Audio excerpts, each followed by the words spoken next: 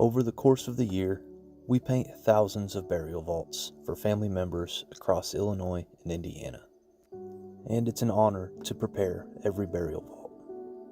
But from time to time, my boss gives me the artistic freedom to customize and to personalize burial vaults where families have given us some type of a special request.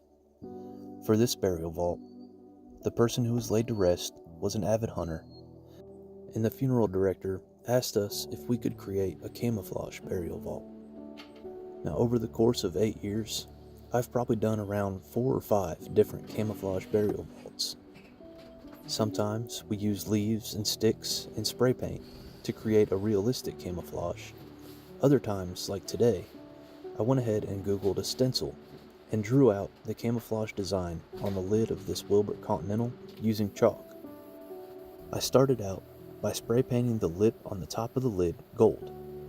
I figured some gold accents over the camouflage would leave a nice touch. Since it's a Wilbert Continental, it has 6 decorative handles. So I will paint those gold as well, and the nameplate will be gold. To start, I'll be using the Wilbert color called Strentex, which is a shade of brown, but it also has a metallic finish when it dries. This type of paint is fairly thin though, so it will take 2 coats. Vaults like the Wilbert Continental, the Citadel, the Venetian, all of the metal line vaults, have a textured pattern on the sides that we use a sponge to highlight, giving a 2-tone look to the areas of the vault that are textured with this pattern. That being said, making a camouflage pattern in this area would be extremely difficult, so my plan is to put the brown base coat with the dark hunter green highlight over the top. So, anywhere that has texture will be painted brown with the green highlight, and the 3 ridges on the lid will receive the camouflage pattern. In the past, on the Wilbert Monticello, the entire vault was camouflaged, but even without that option, I was happy with the outcome of this burial vault. Now, my purpose of spray painting that lip gold was to leave that little 1/2-inch strip along the lid painted gold, and have everything else be painted brown with a green highlight or be camouflaged. So I'm taking my time making sure none of the paint runs over the top and onto that gold ridge. The first time I tried camouflage on a burial vault was on a 24-inch Monticello. That particular burial vault is designed for much smaller caskets, so it was very important for me to have that paint job come out correctly, exactly the way that the family wanted it for a young child.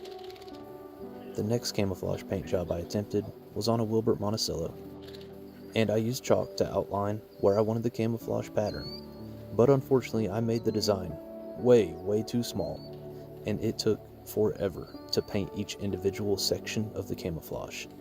So on the edges of the lid on this vault, I made the design slightly larger to make sure I could complete the paint job in time. This video was taken over the course of around 3 days, working on it an hour before work, an hour after work, totaling around 5 or 6 hours. The problem with painting this camouflage pattern is waiting for each individual color to dry before we can add a separate color on the next section of the pattern. We're now going to apply a second coat of this Strentex brown paint, and then we can begin designing the camouflage pattern that will go on the 3 ridges.